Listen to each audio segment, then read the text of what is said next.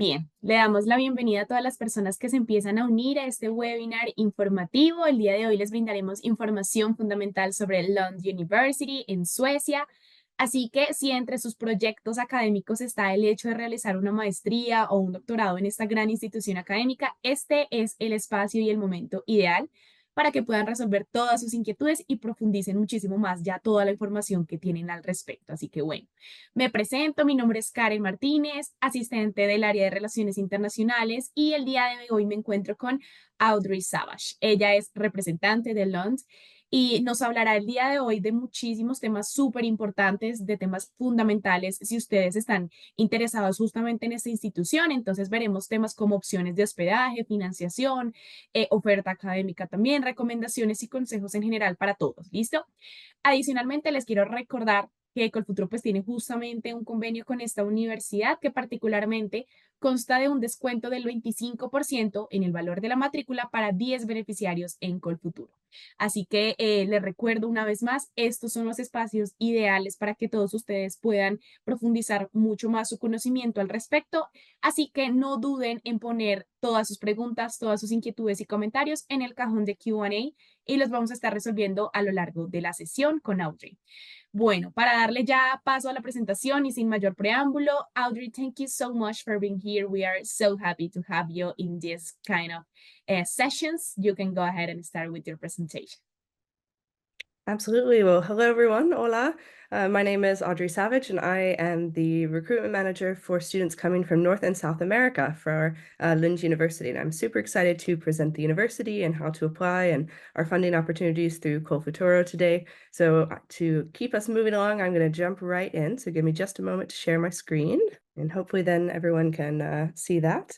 So to jump right in, first, I always like to share a little bit of information about Sweden as a whole. So sometimes people get us confused with Switzerland. We're not the country with the chocolate and the watches, but instead we like to say that we are the land of innovation and ideas. So Sweden has a population of about 10 million people. That makes it about a fifth the size of Colombia. But in that small sort of size, we pack in really a lot of creativity and innovation. Sweden is generally ranked as one of the most innovative nations in the world. And we actually have the highest amount of unicorn companies or startup companies that are valued at over $1 billion per capita out of any other place in the world other than Silicon Valley in the US. So innovation is really something that we strive for and try to put into all of our academic programs in the US as well. You might actually be using something from Sweden without realizing it. Of course, Spotify, the seatbelt, a lot of big innovations that have come out of Sweden. I like to say that Skype was at least the precursor to Zoom, what we're using today, even if they missed the mark a little bit there on the timing. And you might also be familiar with some famous brands that have come out of Sweden. Of course, Volvo, H&M, and Zlatan Ibrahimovic is sort of a brand in itself for any football fans we have out there. Then if you aren't already using something in your home from IKEA, you probably will if you decide to study as a student in Sweden. Of course, IKEA is a massive international brand working all around the world, and we actually have quite a lot of connections with IKEA at Lund University for students to do research and design projects and internships directly at IKEA, since the founding of IKEA location is actually only a short train ride away from our campus. We also have a huge focus on sustainability, both at Lund and in Sweden in general. Sweden is considered the second most sustainable country in the world in recent rankings, and that's also something that you'll find really in depth in all of our programs. We really value ourselves also on being a very equal and multicultural society. Sweden always ranks very highly in international gender equality rankings, and it's something that's very important to us to really make sure that all students feel welcome in Sweden, regardless of your gender identity, your sexual orientation, or really anything about your nationality, your religion, anything like that. All are really welcome in Sweden. And one of the questions that I get the most when I talk to students abroad is, do you need to speak English in order, or sorry, do you need to speak Swedish, in order to study in Sweden? And the answer is absolutely no. English is spoken very widely. We usually go back and forth with the Netherlands in terms of which country is ranked #1 for non-native English speaking being so prevalent. But you can get by completely perfectly with English in everyday society, at the university, in classes. And of course, all the programs that I'm going to talk about today are completely taught in English. So it is no problem at all to not know any Swedish. That being said, the government of Sweden does actually offer free Swedish language classes for anyone who's interested in learning some Swedish while you study. You're able to take classes for free on the side of your study program. And of course, we are also the country behind the Nobel Prize. Sweden awards all of the Nobel Prizes other than the Peace Prize. That goes from Norway. We had to give them a little something. We like to joke with our neighbors in Norway. But I think the Nobel Prize, of course, really emphasizes how much academic excellence is something that's very important to the everyday society within Sweden. And we were very proud at Lund to have a Nobel Prize winner just recently last year, and her research that she's done here at Lund alongside two prize winners that have been in her research group. But enough about Sweden, let's talk more specifically about Lund. So Lund was founded in 1666. So for anyone out there who is really good at math, that means that we recently celebrated our 350th birthday at Lund, and we are consistently ranked in the top 100 universities in the world and a completely comprehensive research university. We are situated in a very beautiful, old, sort of classic European style campus. As you can see here from some of the pictures, our main campus is in the city of Lund, which has about a population of 140,000 people, of which around 47,000 of those are students. So we're very much a student-centered town, but we also have two other campuses, one close by in Malmö, which is the third largest city in Sweden. So if you're interested in studying public health, for example, your campus would be here in Malmö. It's also very nice to be quite close to Malmö for all students, as it's only a 10-minute train ride from Lund to Malmö. So you get the best of both worlds in terms of having a small campus-based city in terms of your studies, but a larger city nearby if you want to go out, have restaurants, go to bars, clubs, art galleries, things like that. Then we also have another campus to the north in Helsingborg, which is about 35 minutes by train north and is located on the coast, as you see here. Helsingborg is considered the fastest growing city in Sweden and hosts our campus programs on service management and strategic communication. So for anyone that's a little unfamiliar with the area in Sweden, of course, Sweden is located in the north part of Europe, and we actually have a really ingenious innovation in terms of engineering called the Öresund Bridge, which connects the tip of Sweden where we live, Skåne, with Denmark and the rest of Europe. So actually from where we live in Lund, you can be in the Copenhagen airport, which is the capital of Denmark, in 45 minutes. So this really makes taking advantage of this entire region here a really nice part of studying in Lund, the Öresunds region, or the greater Copenhagen region. So within this region alone, we have 17 different universities or higher education institutions, 15,000 researchers, 7 research parks. So a lot of students really take advantage of this to be able to experience both Sweden and Denmark in one studies. And you can often do research or internships and things in the Copenhagen area and vice versa. We also have within Lund our own innovation district, and as a student, you are automatically a part of being able to use the innovation district with different research centers and companies working on all kinds of different research and developments in areas like life science, deep tech, new materials, and food. So as you see here on this map, the green area at the bottom is our campus, which moves directly into the blue area, the science park and the science village. And that also goes all the way up to some of our main research laboratories. So one being the MAX4 laboratory, which is a leading synchrotron radiation laboratory used for scientific breakthroughs in medicine, engineering, science. I always have to give a little laugh when I introduce MAX4 because I studied social science. I'm actually an alum of Lund University myself. So I always joke that I don't really know what they do up at MAX4, being a social scientist, but I know that it's very important, very significant research, and especially for those of you who are interested in areas like physics, chemistry, those sort of areas. We also have just next door a huge new research facility called the European Spallation Source that will be opening in just a few years and is going to be shared jointly between 17 different European countries. We're quite proud of the fact that of all of the places in these 17 countries, Lund was selected as the best place to set up this research center due to our strong connections in research in terms of neutron science and physics. And again, I think having won the Nobel Prize in Physics last year really just goes to show how important that research is on our campus. The Ideon Science Park is one of Sweden's first research parks, and about 1,200 different companies have come through Ideon since starting, many of whom were actually started by our students themselves. And this also includes a startup incubator that's open to students from all different areas and is a very significant part of entrepreneurship and innovation on campus. And speaking of innovations, you might actually also be using some things that have been developed from Lund in your day-to-day life without knowing it. So Bluetooth was actually developed on our campus as part of a student's thesis project originally. I didn't learn until I actually came to Lund for the first time. I'm actually from the US originally, and I did my studies in Lund and decided to stay. And I learned my first day on campus that Bluetooth actually stands for Harald Bluetooth, the Viking leader who ruled the area where we live in Sweden. And that's why the symbol for Bluetooth actually looks a little bit like a Nordic rune, which I always think is kind of a fun fact.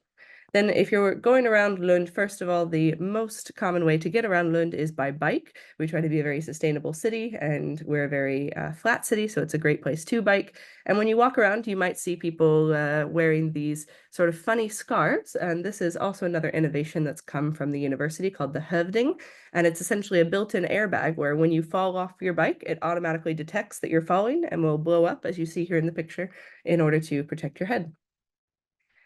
And I would be willing to bet that pretty much everyone here in the session today has benefited in some way, if not directly, but through your own mom from the medical ultrasound. So the ultrasound is also invented right here in Lund in Sweden. So in terms of global rankings, Lund is ranked in 85th place in the World Top University Rankings by QS. And actually the new rankings have come out more recently, which places us actually at 75th. So we've grown by 10 places this year. 85th was for 2023. So that's something that we are very proud of in terms of being able to provide excellent education to everyone. And one part of that ranking includes something that we're especially proud of, which is the sustainability ranking, in which we're ranked number 8th most sustainable university in the world out of about 14,000 universities. And taking up part of this category, this is a new category for QS, it includes 3 different categories: environmental impact, social impact, and governance. And governance is something I always like to talk about because we were actually ranked number 1 university in the world when it comes to governance. And what that means is essentially the ability for students to govern and have a say in their educational environment. So at Lund, we have something that's very strong called the student unions, which is essentially like a union you would have in a job, where it's an organization that is there to protect your integrity in the classroom. If you have any questions about how you were graded, or if you think something was done unfairly, or you'd like to make a change in your study program, the unions are there to support you and to have an active voice in governing the university to make that change. And that's something we're very proud of and very happy to be able to support our students in having that strong of a voice within their studies, and very proud to be ranked number 1 in the world for that. Of course, when you're studying at Lund, you also are able to build a global network. Around 27% of our student body are international students from over 130 countries. And when you look at our master's studies, actually about 60% of our master's students are international students from around the world. So no matter what, you will definitely have someone from maybe even just down the street from you in Colombia, but definitely many other Colombian students, other students from Latin America, and from really all across the world to share in your studies. And this is something that I can speak personally from my own experience when I was a student at Lund, I think really made a huge difference in terms of the experience that you have in the classroom. Of course, you're learning from top-notch university professors who are experts in their field and are fantastic researchers, but you also are learning from each other, from all the different people in your classroom who come from different places and have different perspectives on the experience. From my own studies, I did a master's in applied cultural analysis at Lund. We had about 23 students in my course, and we represented 19 countries. And I think that really goes to show how incredible the diversity is on campus and what that really adds to your experience in the classroom. We're also very famous for our unique student life. So we have a lot of different clubs and organizations, around 400 different student associations that you can join, as well as a system called the Student Nations, which is unique to Lund, that are essentially large student-run groups that do everything from student-priced lunches, clubs, pubs, hiking nights, baking days, board game events, sports events, really you name it, and the nations provide it. And it's a really wonderful way to get involved outside of your studies, in addition to what you'll learn in the classroom. Now, to move forward into talking a little bit more about our academics, of course, we have 9 different faculties at Lund, with more than 30 different areas in which we're considered to be world leading in those research fields. And in terms of our masters, you can study over 130 different master's programs that are taught in English across a wide range of subject areas, pretty much every subject area you can imagine. The vast majority of our programs are 2 years in duration, but we do have some that are 1 year, particularly within our management and economics department. The vast majority of these programs are course-based, so you're going to take specific courses throughout your studies and then conclude with some form of a thesis or a research-based degree project. And most programs do offer the option to tailor your coursework. If you have a particular area of interest that you'd really like to work with, you can usually work with different electives or tailor your course projects into that area to be more specialized. And a lot of programs also include, actually, as part of the program, an internship requirement or a study abroad option. I know it's not something people think about that often, to study in another country and then study abroad while you're in that country, but it is an option if you're interested. We have over 600 different partner institutions around the world that you can actually do an exchange semester at. So in terms of the entry requirements for our master's degrees, you need to have either completed or be in the final year of your bachelor's degree in order to be eligible to apply. If you're in the final year of your bachelor's degree, this just means you have one extra document that you need to submit that essentially signs off from your university to let us know that you're on track to graduate in time. Then you need to complete what's called English Level 6, English Language Proficiency. The vast majority of students do this through an English test, such as a TOEFL or an IELTS. However, in some cases, if you have done your bachelor's degree in English or in certain countries, in native English-speaking countries, you can also sometimes use this to cover your English proficiency. So that's something I'd encourage you to take a look at on our website if you think that might apply to you. And the vast majority of programs require some kind of previous study within the subject. So, for example, if you're interested in doing a master's in biology, you usually need to have had a bachelor's in biology or at least a certain number of credits in biology. That being said, we do have several programs that are open to students from any discipline that intentionally recruit people who have studied all different types of academic disciplines in the past in order to create a very interdisciplinary environment in the classroom. For example, many of our programs in environmental studies or in entrepreneurship and innovation or management are in this category where you can apply no matter what background you have. If you are interested in changing your academic career or going into a new career after your studies, that could be a good option for you.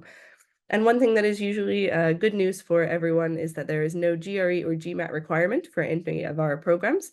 The business school will actually accept GRE or GMAT tests if you have already taken them and you just got a great score and you want to show it off, but it's not required for any of our programs. And then to talk a little bit about what to expect actually in the classroom in Lund. So the class environment in Sweden in general, but at Lund, is very informal. Something that usually is quite a surprise to most students when they first arrive is that you call your professor by their first name. So it's not doctor or sir or ma'am or professor, it's Lars or Maria or John, and they will call you by your first name as well. This really can feel a bit strange at first if it's something you're not used to, but really creates a very nice informal environment in the classroom where you really feel like you're learning from your professor, but also they're learning from you and learning from the discussions that take place throughout your time in the classroom. And in this way, students are expected to be very active in class discussions.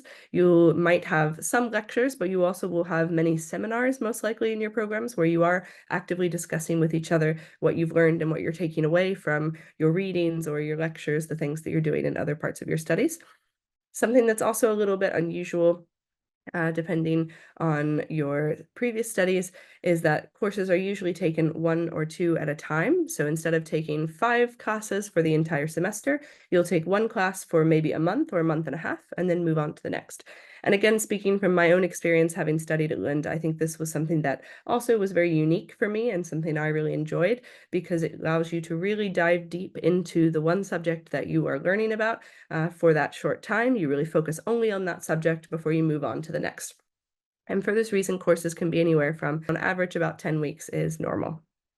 And you typically have a changing timetable around. So 1 week you might have class on Monday from 9 to 2, and on Thursday from 1 to 3. And then next week, maybe you have class Tuesday from 10 to 12 and Friday from 9 to 12. So things change around quite a lot. Of course, you always get your schedule well in advance, so you can plan for that, but it's also a little bit different than some other places of study. In terms of the teaching style, the actual amount of time that you will spend in class can vary a lot depending on what you're studying. So if you're studying something like engineering, medicine, science, you can expect to be in class for up to 30 hours per week, that being both class time, seminars, lectures, and being in the lab, as you'll have a lot of lab hours. If you're studying something more like humanities or social science, you might find that you're in actual class as few as 10 hours a week to really take advantage of seminar time, but that doesn't mean that you don't have any other work during the other time. It just means that you probably will have a lot of individual reading assignments or group assignments that you're expected to be conducting outside of those class hours. So all of our programs are considered 40 hours a week programs, but the amount of time that you'll actually be sitting physically in a classroom for that or not can vary a bit. Usually our lectures are quite small. You might have a class of around 20 to 25, 30 students or so, with lab work, of course, being very key for relevant subjects. And we also have an academic support center at Lund. If you are struggling to adjust to the teaching style, we can help you through that transition because it can be. So in terms of looking at our degree programs, I recommend everyone to take a look at our website. There you can find the full list of all 130 master's programs and read more about each one and see what might be a good fit for you. And I always encourage you to take a look at the eligibility requirements for each program to make sure that you meet those eligibility requirements, because if you don't, they unfortunately won't look further at your application. So it's important to find a program that you're both interested in and actually eligible for. So how to actually apply for studies. So our application opens quite soon in October 15th and is open until January 15th for studies that will start next autumn. And you apply using a central application portal called universityadmissions.se. This part is thankfully quite simple and is the same for all universities in Sweden. So you go online to find your program, first of all, and like I mentioned, make sure that you meet all of the entry requirements before deciding to apply.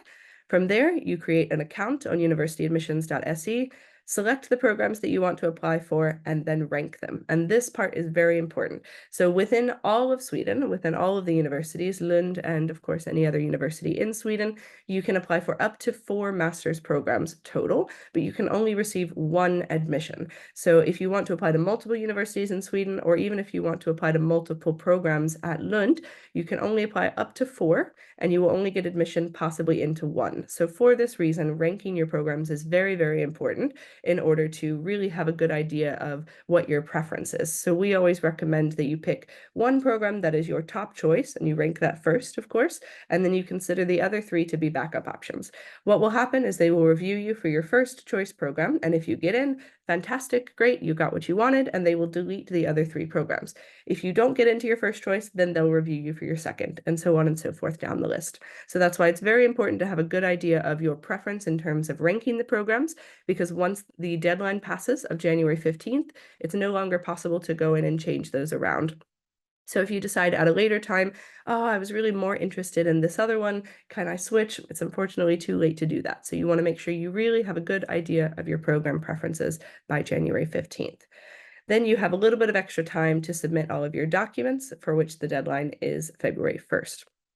And when you're looking at your documents, it's also important to consider 2 different things. You have the program-specific documents. So on each program page, you will see what documents they require to apply to that program. So some programs might require, for example, a statement of purpose or a CV. Some programs don't require any documents at all. So it's important to take a look and see what program documents are required from your program.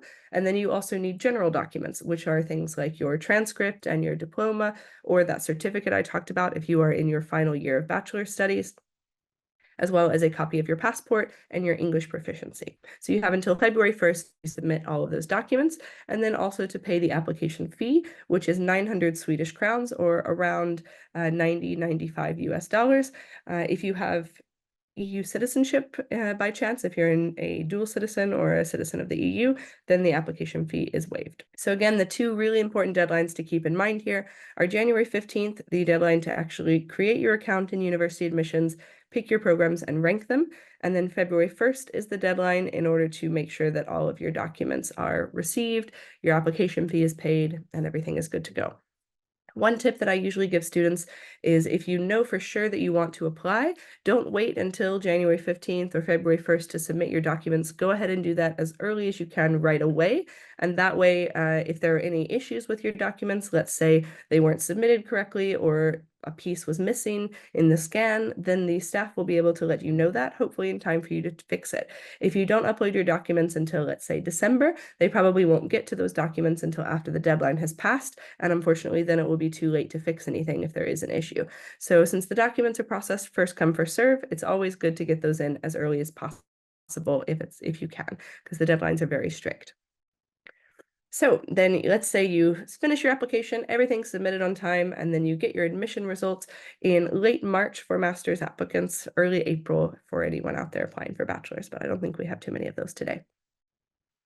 It's important to also consider, once admitted, that you need to consider your tuition and living costs when studying. So tuition fee varies a little bit based on the program, but usually between around 13,000 US dollars a year to up to $24,000 per year. The average is usually going to sit probably around that $17,000 US per year.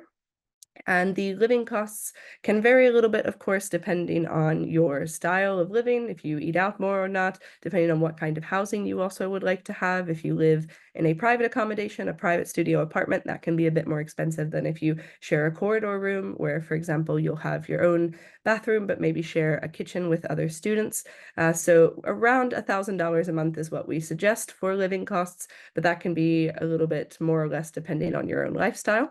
It's also good to note that if you're a non-EU student, which probably most everyone is in our session today, you actually have a housing guarantee. So this means that through our own accommodation called LU Accommodation, we guarantee that you will have a room, a place to stay. So that makes the transition a little bit easier in terms of making sure that you are able to move to Sweden and not have to stress about that so much.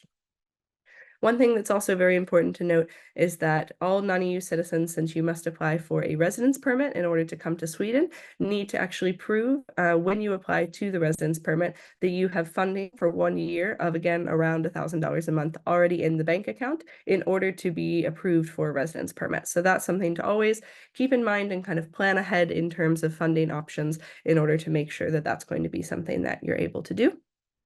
So because of that, we always recommend looking into scholarships and different funding options already. And hopefully, considering that you're all here today from COLFUTURO, you have already started thinking about that. So in terms of scholarships, we have a couple scholarship options from Sweden, one being the Lund University Global Scholarship, which is our own scholarship given to applicants based on academic merit. There's also the Swedish Institute Scholarship, which is a full scholarship that covers tuition, living expenses, airfare, everything, and is open to students who have done some studies previously after you graduate. And then, of course, we have a funding agreement with COLFUTURO, which is why we're here today. So we have a special agreement for students who receive funding from COLFUTURO. If you receive funding, you will also receive a small scholarship from us. The exact amount is currently under review, so we will know the exact percentage of that soon. But the scholarship will be deducted directly from your tuition fees. We also include insurance for all students who are studying at Lund. And again, we've talked a little bit about the housing guarantee, so that's something that you won't have to worry about as well. So just to finalize looking through the actual timeline of what to do and when. So right now is the time to really start exploring programs, thinking about the entry requirements and things like that, and start planning for your funding options, which is why it's already great that you're here today and you're interested, already learning about COLFUTURO funding and about the programs. So if you need to take an English test, now is also the time to start considering that in order to prove your English proficiency. And then from next week, mid-October, about October 15th forward is the time when the application will be open in order to actually apply for studies. So again, if you already know that you want to apply, it's good to do that early so you can kind of beat the crowd there. And it's very good also to keep in mind that you need to follow the country-specific rules as well for your documents. So I'm going to assume that most everyone today has studied their previous degree in Colombia, so you would want to make sure that you're using the Colombian country-specific rules in terms of submitting your documents. So that's something that you can find online in order to make sure that you're submitting exactly the right document and in exactly the right way. But of course, I have my email ready at the end of this presentation. You can always send me an email if you're not sure where to find that information. This is the deadline for those documents and the deadline for the English test, the application fee, everything. And that's very, very strict. So it's important to make sure you have everything in by February. In February, you'll also be able to open up after the application closes for the Lund Global Scholarship and SI scholarships, with the admission results coming out in April. Then in April and May, we have folks in our office who will be in touch with you to help you apply for a residence permit in Sweden, to help you through that whole process, to make everything smooth there. In May, you have the application for housing. Again, as long as you're a non-EU citizen, you will be guaranteed housing. There's just an application to fill in where you can kind of give us your preferences in terms of if you'd like to live in a studio apartment or a corridor room, those sorts of things, and we try to do what we can to accommodate those requests. Then May 20th is the deadline to pay your tuition fees or to prove that you have funding through COLFUTURO, for example, in order to have that deducted away from your fees. And then June to August, you'll have some pre-arrival information coming your way in order to help you get ready to move to Sweden, and studies start usually the last week of August. So hopefully that was enough to get you very interested in learning a little bit about Sweden, but I always think the best thing is to actually talk to someone who is currently experiencing it. So if you go to this website, or the easiest way also to find this is if you just Google Lund University chat, the first thing that comes up should be this website, and you can actually talk to over 100 different current students who are available to share information about their experiences at Lund, what it's like in the programs, in the day-to-day life, what they're learning in the classroom. We also have several Colombian students who are online that you can talk to, so you can also hear about what is it like adjusting to Sweden from Colombia, or what were other students' reasons for. Just a great resource to take advantage of. And other than that, hopefully we will get to see you in the future at Lund. And I know we have a little bit of time for questions. I'll also just share here. Again, I'm the recruitment manager for all of Latin America. So if you have any questions, you're welcome to get in touch with me at the email below. And if you decide to submit an application, I'll also be in touch with you directly throughout the application process to help you with any documents, deadlines, questions, things like that that you might have. So other than that, I think we have some time now for questions. So I will hand the wand back over to Karen. Well, Audrey, thank you so much for all this valuable information. So yes, we have some questions here. So the first one is there a possibility to apply for doctorates for PhD?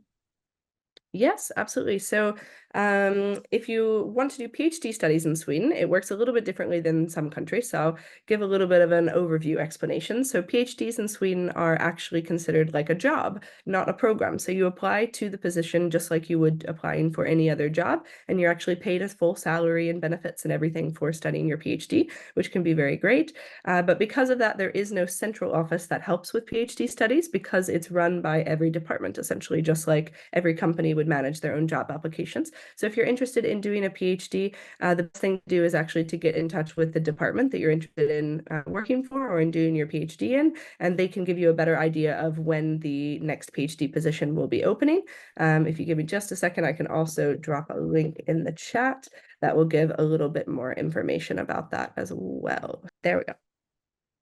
That's perfect. Give me a minute. I'm going to share this with all the attendees. That's perfect. Bueno, a todos los asistentes, ahí van a poder encontrar el enlace donde pueden buscar muchísima más información a profundidad. ¿Listo? Entonces, bien. Thank you, Audrey. Well, Alejandro said, if I already have a master's degrees and I have been working on my industry for several years, does this factor in this application? Is bachelor's degree GPA more important?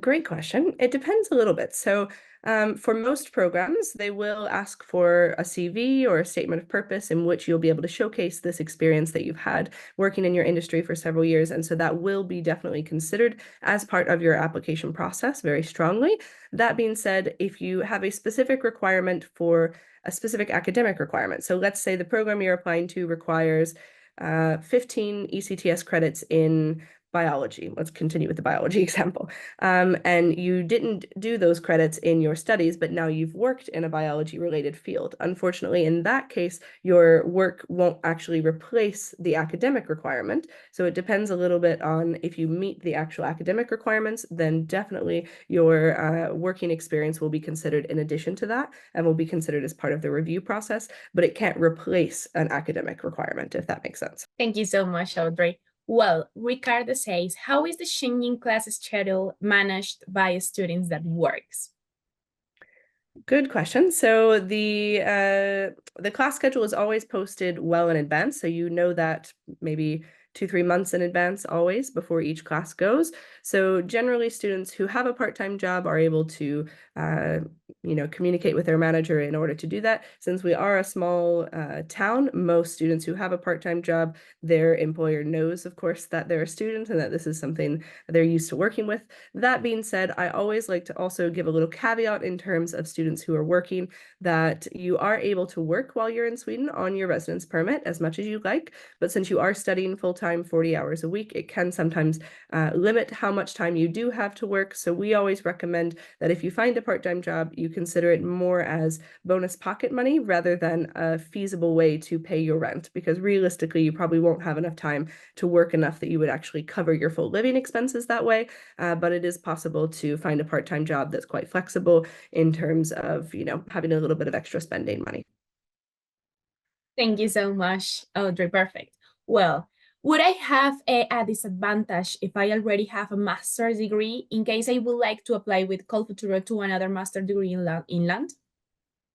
Well, on our side, there's no disadvantage at all in terms of doing a second master's degree. We have plenty of students who've done 2-3 bachelors, 2-3 masters. If you love learning and want to come back and increase your academic experience, that's great. The positive in the application. In terms of how that affects the COLFUTURO funding, I guess I'll leave that with you, Karen, because I don't know if there's any specific rules about that on the COLFUTURO side, but for us, there's no. Thank you.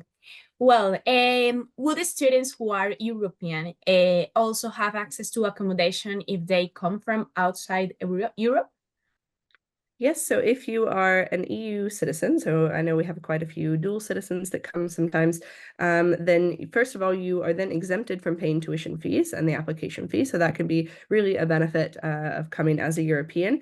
On the flip side, that means that you unfortunately don't have the housing guarantee because the guarantee is only for tuition fee paying citizens. That being said, we have a lot of different housing organizations and associations around the city that rent housing to EU citizens who don't have the guarantee. So usually, as long as you're proactive about as soon as you're admitted, starting your search for housing, it's usually not a problem. You're able to find housing without any issues. Perfect. That's so clear. Thank you so much. Well, the application must be paid for each program, or if you apply to several programs at different universities, is there a fee for each university? Great question. It's only one fee. So that's a really good reason to really do your research and look into all the different programs that you might be interested in, because one fee covers all 4 programs. But even if you decide to only apply for one program, it's still the same fee. So you might as well see if there's any other programs that interest you around Sweden so that you can really take advantage of using all 4 of those slots, since it doesn't cost any extra money. The only thing that's always good to remember is for each program you apply for, you might have different documents required. So the fee is the same, but if all 4 programs, for example, require a statement of purpose, you need to write a different one for each program. So always keep that in mind just to make sure that you produce the documents that you need for each. Thank you. Well, Marta says, you have a new program called Master in Social Science in Climate Change and Society. Could you tell us if August 2025 would be the first cohort of this program? Yes, so it's a brand new program. Next year will be the first group coming through. So I know they've just recently put some more information on the website about the program, but since it is brand new, I always recommend students who are interested in that program to reach out directly to the program coordinator, because they can give you a little bit more of an idea of what they have planned in store for that program, since it's going to be brand new. On the right-hand side of all of our program pages on the website, you can find the contact information for the program directly if you want to get in touch with any of our programs to learn more. Perfect. Well, will voluntary work could count as the credits required in a certain specific area? For example, if my bachelor degree didn't have the specific classes required. No, unfortunately, as I talked about before, having any kind of extracurricular or work experience won't replace an academic requirement. It can still add, of course, to your application in terms of something to share in your statement of purpose or in your CV, but it won't actually replace academic credits. So if you don't have the academic credits that are required to apply for a program, then we recommend you don't apply for that, because they will basically immediately not consider your application due to that. It's very strict on the requirements. So one option there could be to take some additional courses in order to meet those requirements, either at your local university or potentially online through another university in order to be eligible for those courses instead. Thank you. Well, Alejandro is asking, can I keep working remotely in Colombia while I am studying it at Lund? Theoretically, yes. We have plenty of students who retain their jobs locally back in their home countries and work. The main thing really comes down to your local boss in Colombia, and if that's something they'd be willing to let you do remotely, then it doesn't impact anything for us here. I just, again, always encourage students to keep in mind that you will be quite busy studying, so be really realistic about how many hours you'll have time to work, and also thinking about the time change. But of course, if your local employer will let you do that, then it doesn't impact anything in terms of residence permits or anything with us. Well, and the last question is, how does the program ranking work if we apply directly for some university and for others through the central application app?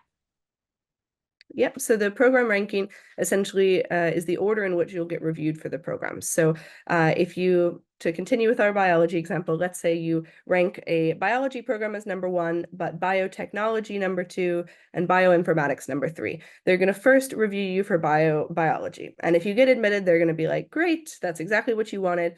Biotech, bioinformatics all get deleted, and you get given an admissions to biology. At that point, there's no way to turn around, change, and say, I really was interested in bioinformatics a bit more. That is the admissions choice that you get. So that's why it's really important to consider that ranking early.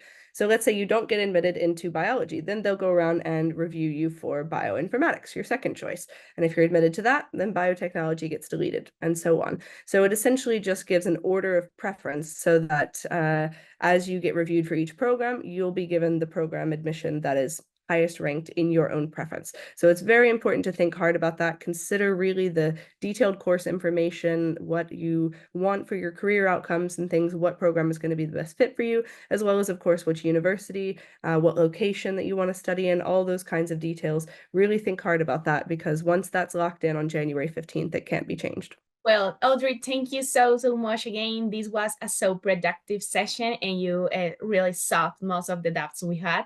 So we look forward to staying in touch with you and to have these kind of opportunities to give information to all the students in Colombia. So thank you so much, and thanks for this interesting presentation. Absolutely. Thank you so much for having me, and we hope to see some of you in the future in Lund. You're always welcome to shoot me an email if you have any questions later. Of course. Thank you, Audrey. Nice day. Thanks. Bye, A todos everyone. nuestros asistentes, muchas gracias por su participación y su interés. Los invitamos a estar muy pendientes de nuestra página web y redes sociales para que se sigan conectando a estos espacios con diferentes universidades en el mundo. Muchas gracias a todos. Thank you, Audrey. Have a nice day. Thank you. Thank you. Bye.